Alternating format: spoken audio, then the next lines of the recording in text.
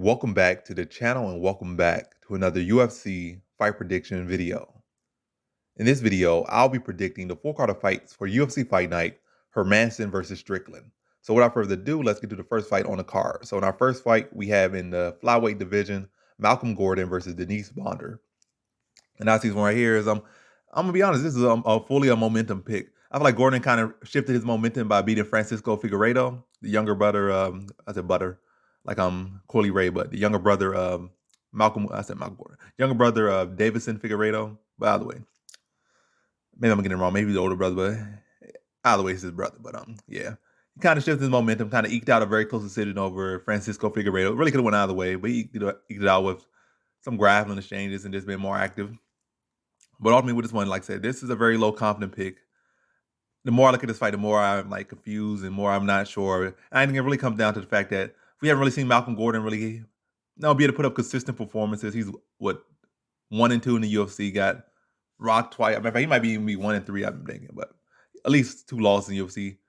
At least got a chin touch twice in the UFC. I'm saying like watch. I got like 100 different accents going on right now. But yeah, like I said, fully a momentum pick. I feel like Denise Bondar literally hasn't really fought anyone. And this could be a real clear dog pick later on. Like somebody just say, oh, this is a dog pick. But I might lean with Denise Bondar in this one.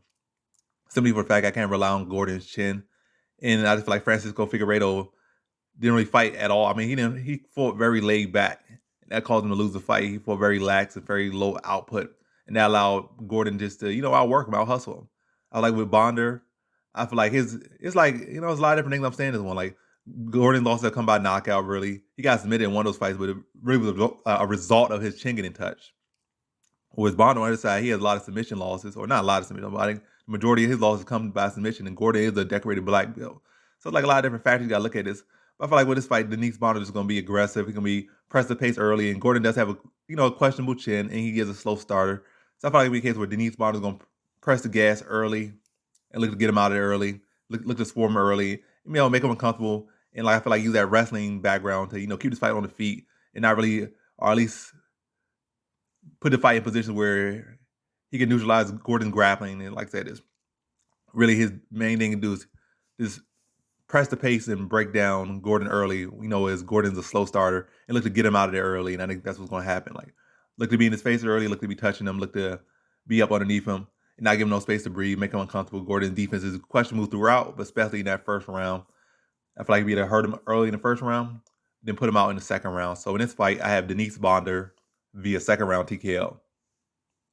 Now to our next fight, we have in the light heavyweight division, Danilo Marques versus Gelton Almeida. So Danilo Marques versus Gelton Almeida. How I see this one right here is Danilo Marques has made himself just a book bag inside the UFC. He's looking to latch onto you.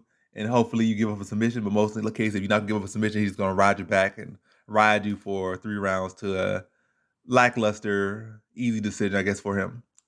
But going with Gelton Almeida, I feel like a guy that can match him in BJJ or surpass him in BJJ. And I feel is a much more fleshed out striker, packing power. I feel like record-wise, it might show that Almeida has more experience, but I feel like Marques has, that veteran, so I feel like he can try to use that experience, use that age on him, but ultimately I feel like Gelton Almeida is going to come down to the jiu-jitsu going to relatively cancel out. This will come down to the other fact, and I feel like Gelton Almeida simply is the better striker. And I feel like he definitely is the more dangerous striker, packs more power, and like I said, it's the more fleshed out skill set on the feet. I feel like he'll be able to address the grappling, force Marques to strike more than he wants to. That's going to wear him down. Then he's going to put him out in the second round. So in this fight, I have Gelton Almeida via second round TKO. Now to our next fight, we have in the women's bantamweight division, Alexis Davis versus Julija Stoliarenko. And how I see this one right here is Stoliarenko has, she's a pretty aggressive fighter, very active over her back. I think her best move she literally does, whether standing on the ground in the clinch, anything, is her armbar off the back. Like, she has very good armbar off her back. But Alexis Davis is a black belt in BJJ. And more than keen to see that, shut it down, and neutralize it. I feel like Alexis Davis can pick her apart on the feet or on the ground. I really feel like on the ground, it's more so me, Alexis Davis, is neutralizing her, just muscling her around on the ground. On the feet, I just feel like he's going to be taking advantage of her aggression and just picking her apart on the feet. Alexis Davis might be stiff as a board herself, but Julia Stoliarenko ain't no stellar striker. She's gonna be aggressive, but Davis is gonna be just picking her apart on the feet and on this fight. I don't think it's necessarily a stoppage, but I do think she busts her up and just ahead of her and controlling the pace of this fight, whether it's on the feet, against the cage, or on the ground at all, roughly all points in this fight. And I think she beats her to a pretty comfy decision. So in this fight, I have Alexis Davis via decision. Now to our next fight, we have in the welterweight division, Jason Witt versus Philip Rowe. And how I see this one right here is I feel like Philip Rowe has an issue with pressure, has an issue with wrestling. But I'm not too high on Jason Witt, to be honest. I feel like his chin is pretty questionable. I don't feel like his gas tank is a lot of questionable. I feel like he is dare to be hit a lot of times in these fights. And I feel like he'll probably have some bit of early success. I feel like it kind of be like the Orion Koss fight, where he has early success. And with taking Witt down, but not taking Witt down, but taking Rowe down, but not really doing too much on the ground, more so controlling, probably does a little peppery strikes. Rowe working, probably trying to do some submissions up or trying to get back to standing, maybe throwing some little knee to his body against that was a lot of, I don't know what that was, but little knees to the body against the cage. It just really wearing him down, get his offense off at times. And I feel like anytime he gets any bit of sustained offense out there, I feel like Witt's going to get hurt or get buzzed. Now I feel like eventually the fight starts to settle down and Witt starts to wear some of that damage over the course of the fight. I feel like Rowe's able to turn up in the third round and put him away. I feel like the second round probably going to be close. I feel like Rowe's going to be able to get some good offense off in the second. I feel like Witt's more so going to be trying to hold position. So even goes to decision, probably be a very close decision, probably a split decision for Rowe, I would bank. But ultimately, I feel like Rowe's going to be able to get it out in the third round. Is Witt starts to slow down from the damage, from his wrestling, his own wrestling and his own style. Going to start to wear down, especially getting touched a bit while trying to get in for these takedowns and trying to clinch and try and go, work for these takedowns. It's exhausting to do that. Also, while you're getting mixed up on the feet when you do have those opportunities at distance or when you have these striking exchanges. So, going to wear down. And Rowe's going to turn it up, put him away in the third. So in this one, I have Philip Rowe via third round TKO. Now to our next fight, we have in the middleweight division, Marc-Andre Barriault versus Chidi Njokuani. I'm going to flat out say this at the start of this prediction right here. This is my own thing and my own thing alone with this one right here. I've been so wrong so many times against Andre Barriault, whether it be picking him or picking against him. Especially last time. Last time should have been easy picks to pick him, but maybe even this time, in hindsight, going to be easy to pick against him. But I'm saying all this to say that I'm picking Chidi Njokuani. So, my history with a fighter like this. That's fully on you if you want to say, take confidence in this pick and say, you picked it, so I picked this one. But I'm saying right now, I'm giving my disclaimer. If I had to give my opinion, avoid this pick or, don't take my pick for this one. But I'm going with Chidi Njokuani in this one. But like I say, if you feel confident in that, feel confident. I feel confident in it, but don't take my advice because I'm clearly have not had the best track record with Andre Barriault recently. When he first came in, I had some good track record with him because I was picking against him and he was losing. But lately, he's been on pretty good. And the time I did think he would, first time I picked him, he did lose. And yeah, so just saying the history with him is recent, last 2 years probably is not the best as far as me involved. But yeah, Marc-Andre Barriault versus Chidi Njokuani. I feel like Barriault is definitely a pace fighter. He's definitely in your face. I won't say he's a super technical this, super technical that, but he's a guy that's going to fight a good pace. He's well-rounded everywhere, and he'll present a good test, and he'll break a lot of guys. I feel like last two guys he fought, one guy hadn't fought in a while and definitely was not like a cardio fighter and like a fighter that slows down. So Barriault was just able to wear him down, maybe give up the first round, and then just eventually break him with his pace and pressure. Second guy was, had a little bit of moments in the first, but a heavy muscle-bound fighter that got tired and he just constantly stayed in his face, constantly warmed down, did not get the stoppage, but still won a pretty clear decision over a guy that just wore down. But I feel like with Chidi Njokuani, I feel like grappling is his biggest area of weakness. And Barriault, grappling has not looked super stellar inside the UFC. He probably has went for one or two takedowns or one takedown on average a fight or less. Probably under one takedown average, as far as successfully scoring. He probably goes for averages about 2 to 3 takedown attempts a fight, but on average probably scores less than one. And so he hasn't been a guy that's super active with his grappling. But hey, if he's able to mix it in, just make it a part of his game plan, that could change everything. But a lot of times people are, victims of their own patterns, I feel. And I feel like Barriault, a lot of his striking is done is in the inside. And I feel like Chidi Njokuani going with a guy like Barriault stylistically wise. I feel like Barriault's going to give him time for Njokuani to get going, get grooving. And I feel like Njokuani is the more technical fighter. And I feel like a lot of these exchanges are going to take place where he's good at. So he's going to be trying, kind of play that mid-range, kind of play that clinch range. And Njokuani, I feel, has better Muay, and I feel like he's the better striker.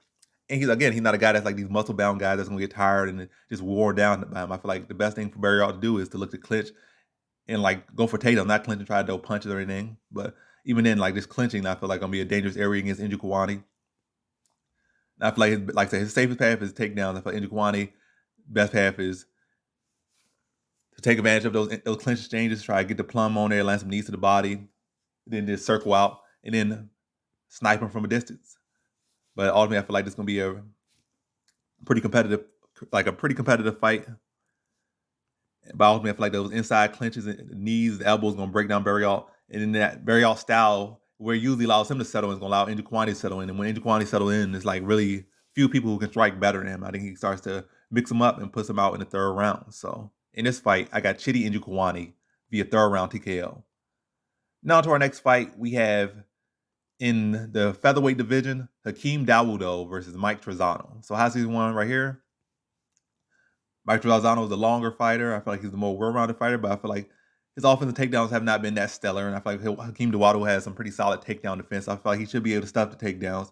And also with the height and the leverage difference and center of gravity being what they be, it's gonna be harder for the longer Trizano to get up underneath Dawodou. And Dawodou's not necessarily a guy that comes in there loading up for these big shots, so the takedowns aren't gonna be that easy. He really has to work for them, so he has to lower himself to get to those takedowns. I'm not really seeing him as a great guy that has takedowns from. He don't have no great Greco-Roman type takedowns or no great judo takedowns or anything. So I feel like he's more so of a wrestler as far as his offensive takedown game is. So he want to lower himself for those takedowns. That's what ultimately is going to just wear on him. He probably getting dug into the body when he try a level change. That's really going to wear on him. So I feel like his best thing to do is, I don't know, maybe set things up and draw out perfect timings, create perfect scenarios, because he don't create great scenarios. It's going to be very hard for him to get those takedowns, I feel. Now, ultimately, this fight going to end up playing out on the feet mostly, largely. I feel like Dawodou just had the better combination, better reads. Also, kicking-wise, it's going to be a huge, huge advantage Dawodou's going to have. And I feel like he has that over everyone in the featherweight division as far as, well, maybe less than Giga Chikaze, especially leg kick game. I feel like he has the leg kick game over better than anyone in the division currently. Like, he can so easily just seamlessly slide out the way of kicks and fire back with kicks to your legs and kicks to your body. Like, he's just so hard to, land clean kicks on his legs. So if Trizano want to play that game, that's going to be another issue for him. But ultimately, I feel like Dawodou's going to be able to throw the better combinations, be smoother, be cleaner, be able to walk down Trizano, stay in range, but also out of range, land his combinations. And it's going to be, I feel like, a very technical fight, a chess match, like most Dawodou fights are, a striking technical chess match. But I feel like Dawodou's going to be landing the flusher shots. And he's going to be able to land 2 shots to Trizano's 1. And like I said, land the better combinations and control distance better, and be able to beat him in a close but clean decision for Hakeem Dawodou. So in this fight, I have Hakeem Dawodou via decision. But yeah, my voice is all over the place right here, but we're going with it. We're going to keep rolling. We're going to keep rolling. Hopefully I'll stop making these typos and all these instances. But on to the next one we have in the bantamweight division, Miles Johns versus John Castaneda. And how I see this one right here is I feel like Castaneda, his best chance is to make this a dog fight. I feel like Miles Johns is literally better than him everywhere. I feel like he's a much better wrestler. I feel like he's more athletic. I feel like he's more technical. I feel like he packs more power. Well, Castaneda can make this a dog fight. That opens up opportunity. But I feel like ultimately Miles Johns not going to give him that opportunity. And I feel like he's been looking sharper than ever as of late. So I really think his case where he just breaks down, beats me everywhere. I feel like early on Castaneda probably won't come on. But Miles Johns is going to be there to, throw off his momentum. Like he starts getting too aggressive on feet, gonna put him right on his back, smother him, punch him in the body, punch him in the face, take some of that gas out of his gas tank, knock some wind out of his cells, and just look at wear on him. Then Castaneda gonna probably have to really force his way back to his feet because he's getting dominated on the ground. Then on feet, once he starts to slow down, Miles Johns is gonna start to be the more technical fighter, start to pump that jab in his face, rip some shots to the body, come back up top, be touching him up top. And I think Miles Johns ultimately puts him out in the second round, like just wears him down and fills him out in the first fight, the first round. Then the second round turns it on and puts him out. So in this fight, I have Miles Johns via second round TKO. Now to our next fight, we have in our first fight on the main card in the featherweight division, Julian Erosa versus Steven Peterson. And I'm trying to name drop for this one right here. But I feel like really Steven Peterson, I don't really feel like he's the greatest fight IQ fighter. I feel like he's the greatest talent or anything. I feel like for the most part, I feel when I look at him, I see regional heavy. I just see a regional fighter, a regional caliber fighter when I look at Steven Peterson. He had a couple of little lucky breaks here and there. I think he just beat Chase Hooper was his last fight, which I did pick against him in that one, but he won it. But I feel like with Chase Hooper, you got an undeveloped striker, especially at that point, who's really kind of falls into the one-dimensional grappler parts. And Steven Peterson just happens to have a pretty decent understanding, decent skill set in grappling. So he was able to, not really be at. Matter of fact, I would say he actually out-grappled Chase Hooper to an extent in that fight. So to a good extent in that fight. And again, Chase Hooper just not the greatest grappler. He was even struggling with another guy who was like a regional caliber fighter in the striking and had to come back with a Hail Mary submission prior to that fight. So Chase Hooper, like I said, is still a very young guy and still very much kind of one-dimensional. And you could be a multi-dimensional fighter and just still be journeyman regional level. You can beat that young man at this given point. Obviously, Chase Hooper, I feel like eventually going to be well surpass what Steven Peterson can do at his best at some point in his career. But right now, Chase Hooper is very young and vulnerable, I guess. Beatable by certain fighters. But Julian Erosa, I feel like can out-grapple Steven Peterson if he wants to. Out-strike Steven Peterson if he wants to. I don't see Steven Peterson as necessarily a guy with any great power. He's not a great power striker. Doesn't have any amazing wrestling offense, no amazing jiu-jitsu offense. I feel like the best thing he can do is potentially, like I said, everybody got a puncher's chance. He has a semi-good puncher's chance, but nothing I would bank on. I would bank on Julian Erosa be able to put his lights out, and I think he's going to put his lights out. And I think, like I said, I just feel like Julian Erosa just packs more power. I feel like he's a more technical striker. And I feel like he could dominate the grappling. I feel like he has been more tested against qualified competition and has beaten more qualified competition. Ultimately, I feel like he should be able to keep this one on the feet if he wants to and break Steven Peterson down. I feel like it's still going to end up in a kind of a dogfight in a way at times because Julian Erosa does get in some of these firefights. But ultimately, I feel like Erosa going to get back and settle down, get his groove back, and especially on this like a momentum he's riding right now. He's fighting more calm, more composed, and his mind's more in tune. He's not out there, is caught up in, some past patterns of it. So I feel like Julian Rose is fully locked in right now. And Steven Peterson, best chance has always been like in the chaos or in the fluke. So I just feel like Rose is going to be able to find that mark, be able to control this fight, then put him out. And I'm going to say first round. So in this fight, I have Julian Erosa via first round TKO. Now to our next fight, we have in the middleweight division, Bryan Battle versus Trizano Gore. And how I see this one right here is, I feel like Bryan Battle is a pretty solid guy. Kind of questions wrestling defense a little bit, but not a guy necessarily has a wrestling issue at all. But I see openings there. None on the feet. I see some issues there. But mostly when I see Bryan Battle, I see a guy that's decent and could kind of just outlast you, outwork you, outdog you, and maybe outsmart you, which is a good presence for Trizano Gore to the extent, because Gore only went like 3-0, not the most experienced. Battle like 6-1. Also, Battle has been fighting. Trizano Gore hasn't really fought since, so there's gonna be some wrestle work there. So Bryan Battle could definitely also winning the Ultimate Fighter in Trizano Gore's absence. That could be a big factor. But I feel like Trizano Gore's gonna come here hungry. Like Trizano Gore has definitely the more dangerous striker, and I feel like he's definitely the better wrestler. So I feel like he should be, dictate where the fight goes, at least early. I kind of have concerns later in this one, but early on, I feel like he should be able to control where this fight goes. But mostly, I feel like it'll be the case where Trizano Gore's going to come out slow, to come out active. Probably be a touch battle, probably hurt him a couple on the feet. Probably mix in takedowns and maybe ice like a round or two off the takedown. Like, exploding early, getting some offense off, touching Battle up, make him hesitate, make him feel his power, put the pressure on him early. And then, like ice it in with the takedowns. Then third round, I feel like Battle's gonna come on a little bit more in the third round. Know he has something to make something happen. But again, in the third round, I don't feel like he's gonna be able to make it happen. I just feel like he's gonna give up the first 2 rounds, but not be able to make it happen in the third round. Third round probably still gonna be relatively competitive.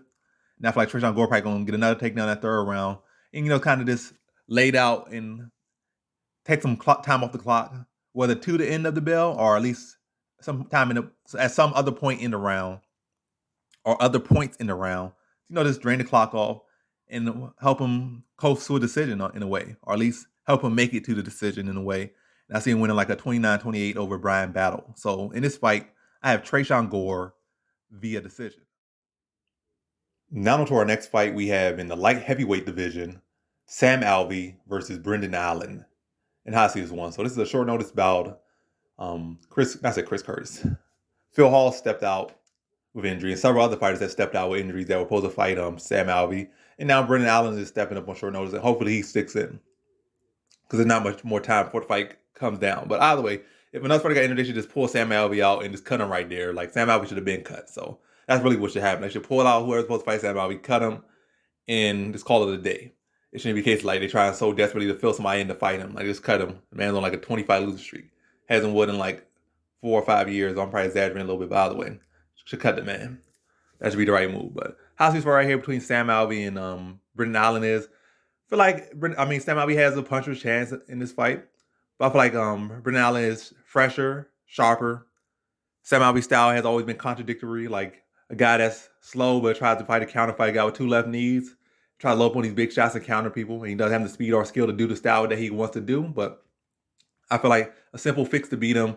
Brendan Allen's going to throw volume up there. Maybe throw a couple feints. Doesn't really do that too much himself. But if he just did that, it'd be easy. But more so probably going to be combinations to draw out the counters of Sam Alvey. At least thwart the counters of Sam Alvey. Because now he has to deal with, instead of just one shot coming in, he'll have to deal with combinations. And that kind of frees him up. And then just wall and stall him. That's all I see. I see a boring wall and stall performance from Brendan Allen to get his hand raised and, get back on the winning side. I don't see him going to take any big risks, but mostly combinations. And I feel like he'll definitely try to grapple, but Sam Alvey has solid takedown defense and solid grappling defense. So I feel like more so, at least when he's not rocked. But so more than often, it's going to see a wall and stall clinch fest.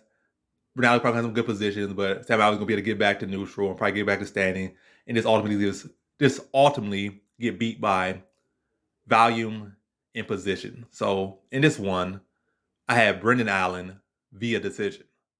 Now to our next fight we have in the welterweight division, Shavkat Rakhmonov versus Carlston Harris. And how I see him right here, I feel like Shavkat Rakhmonov is the more technical fighter. I feel like he's a more well-rounded fighter. Well, I don't know. I say Carlston Harris is the more well-rounded threat with that power on his feet. You might say, oh, Shavkat Rakhmonov has like 100% finishing rate or whatnot. But he definitely don't got the power of Harris. And his submission skills definitely aren't as dangerous and snake-like as Harris. So I feel like Harris is definitely a more dangerous opponent at any given point to put your lights out, or like I said, I feel like he packs more power, more awkward, no ground. I feel like his submission skills are better. So I feel like definitely Harris has the better submission skills. Power definitely has the more power. Not to say that, look at his finishing rate. Oh, he just isn't that. They both have for relatively the same level of competition. Obviously, Shavkat Rakhmonov is undefeated against his level, the same competition. Well, not the same competition, but the same level. Harris has suffered some losses. I feel like with his herky-jerky striking, it's very awkward, and that has caused him to lose a couple fights, get stopped a couple fights. But ultimately, I feel like Shavkat Rakhmonov is the more polished, more clean fighter. I do worry about Harris. You gotta stay calm and stay composed. You can't get too lax out there. Then you get caught with something, or you get caught up in a situation where he can initiate some grappling, and then you end up getting tapped out. But Shavkat Rakhmonov is undefeated for a reason. I feel like he'll stay calm, stay composed. He'll ride the path and not get off track. Stoppage can definitely happen, especially with 100% stoppage ratio. But ultimately, I feel like he's going to play smart and not get over too aggressive. Be a score his takedowns when needed, but not do nothing. Like I said, don't get lax in the guard, stay calm and composed, more so shutting down Harris and more so position over submission and not, like I said, giving Harris opportunities to, really threaten with anything off his back. So just mixing in real well, and then on the feet, just landing the cleaner, flusher shots, and again, not loading up, not leaving these big gaps for Harris to catch him with nothing, not looking lax and just sitting in front of him, but constantly moving, constantly touching him, working his combinations, and making, forcing Harris to cover up, and like I said, leave those windows of opportunities out very limited to Harris. And I just feel like he fights a very clean, very smart fight, a well-rounded fight, and beats Harris to a decision. So in this one, I have Shavkat Rakhmonov via decision. Now to our co-main event, we have in the middleweight division, Punahele Soriano versus Nick Maximov. And I feel like Nick Maximov has pretty solid wrestling, pretty solid BJJ, but Punahele Soriano has a pretty solid wrestling background as well, and I feel like he should be able to keep this one on the feet. And what I've seen from Nick Maximov, I expect a lot more from his striking, but did not look super impressed with his fight against Cody Brundage in the striking department. Was very disappointed in that area.